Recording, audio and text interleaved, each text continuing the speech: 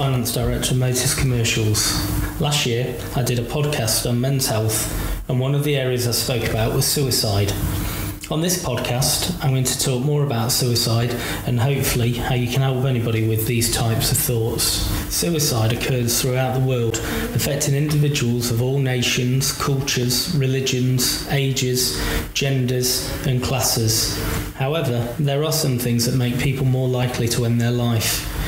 Prior suicide attempts, misuse and abuse of alcohol or other drugs, mental disorders, particularly depression and other mood disorders, knowing someone who died by suicide, particularly a family member, social isolation, or chronic disease and disability. Furthermore, in the UK, suicide is 3 times more common among men than women.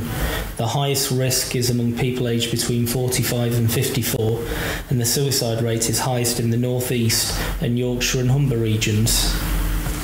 I'm sure many people listening to this will know someone who has tried to or tragically died by suicide. Unfortunately, this is true for me too. My sister-in-law's dad has tried to end his life on several occasions, and last year, my son's football coach, who I knew well, took his own life. Across the world, over 700,000 people take their own life each year. That's one person every 40 seconds. And 115 people die by suicide in the UK every week. Worryingly, the number of people dying by suicide is increasing year on year. I dare say that there will be people listening to this podcast who have had suicidal thoughts, and sadly, some who have even tried to end their life. It's a sobering thought that 1 in 5 people have thought about suicide at some point in their life, and 1 in 14 people self-harm. Every life lost represents someone's partner, child, parent, friend or colleague. For each suicide, approximately 135 people suffer intense grief or are affected. So worldwide, this amounts to 108 million people per year who are profoundly impacted by suicidal behaviour. This is a stark reminder of the devastating impact suicide has on that person's family and friends, and all too often they are left with the agonising question that will remain forever unanswered: why? Or what could I have done to stop them? So what can be done to help prevent this, especially considering the majority of people who feel suicidal do not actually want to die? They just want the situation they're in or the way they are feeling to stop. So in 2003, it was recognised globally this was a huge and growing issue, and World Suicide Prevention Day was created. This is an awareness day observed on the 10th of September every year in order to provide worldwide commitment and action to prevent suicides with various activities around the world. The International Association for Suicide Prevention collaborates with the World Health Organization and the World Federation for Mental Health to host the World Suicide Prevention Day. The theme is creating hope through action and, of course, making as many people aware of what to look out for and what can be done. Evidence does show that asking someone if they're suicidal can protect them. They feel listened to and hopefully less trapped. Their feelings are validated and they know that somebody cares about them. Reaching out can save a life.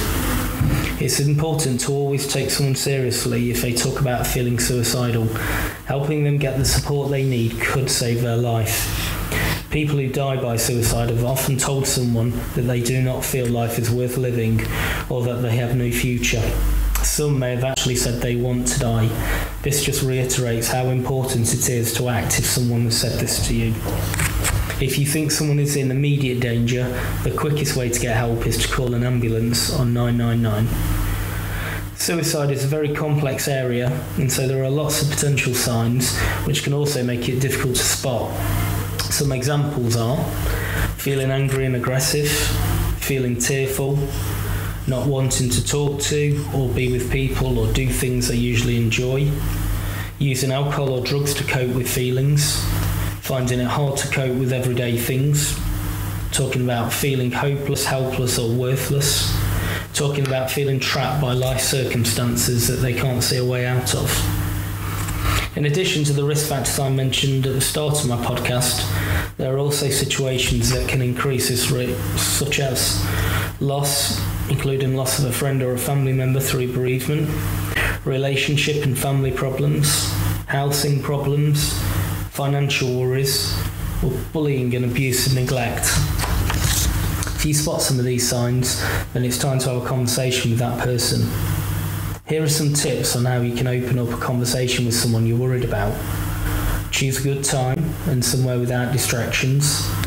Use open questions that need more than a yes-no answer, like, how are things? Or I've noticed you don't seem quite yourself. Make sure you listen well and ask, how does that make you feel? Avoid giving your views of what's wrong or what they should do. It's normal to feel anxious about asking someone if they're suicidal, but it could save someone's life. Try and avoid saying things like, you're not thinking of doing anything stupid, are you?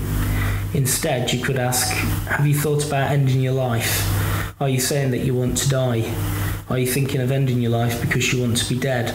Or is it because you want the situation you're in or the way you feel to stop? Reassure the person that help and support is immediately available if they need it, and they don't have to struggle with difficult feelings alone. You can suggest they call or text dedicated helplines for advice, or equally you can contact these helplines to ask for advice on what to do to help this person. Most of these offer a 24-hour service, 365 days a year. Some examples are as follows, but there are more lines available.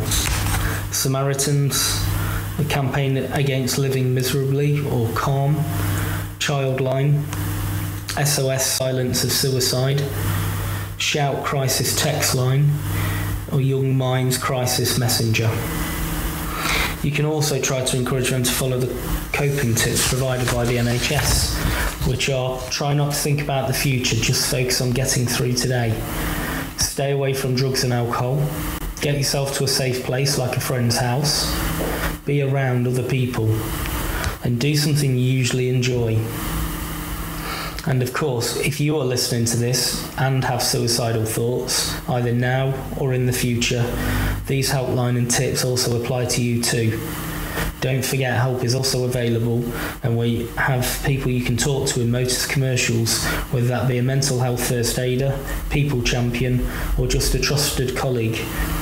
If you're feeling down or having suicidal thoughts, it's critical to tell someone. Remember, there's no right or wrong way to talk about suicidal feelings. Starting the conversation is what's important so that we can stop as many suicides as possible.